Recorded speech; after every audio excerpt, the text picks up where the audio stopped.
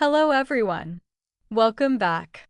Today, we're going to learn the difference between will and going to. Both of these expressions are used to talk about the future, but they're used in different situations. By the end of this lesson, you'll know exactly when to use each one. Let's begin with will. We use will for instant decisions, predictions, and promises. An instant decision is a choice you make at the moment you speak. The structure is very simple. Will plus base verb. For example, I will help you. Imagine your friend is carrying a heavy box.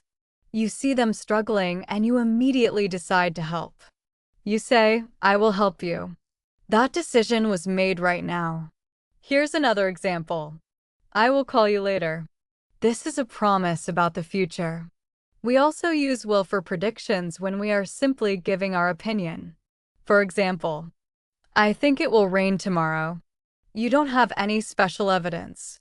It's just your prediction. Now let's look at going to. We use going to for plans, intentions, and predictions based on evidence. The structure is be plus going to plus base verb. For example, I am going to travel next month. This trip was planned before you started speaking. Another example. She is going to study medicine. Again, this is her plan or intention. We also use going to when we can already see evidence. Imagine you look outside and the sky is very dark. You see black clouds, strong wind, and lightning. You can say, look, it is going to rain. You're not guessing. You're using what you can see. Now, let's compare the two. Imagine the phone is ringing. You suddenly say, I'll answer it. This is an instant decision, so we use will. Now imagine you bought a plane ticket last week. You say, I'm going to visit Paris next month. This is already planned, so we use going to. Here is an easy trick to remember. Ask yourself one simple question.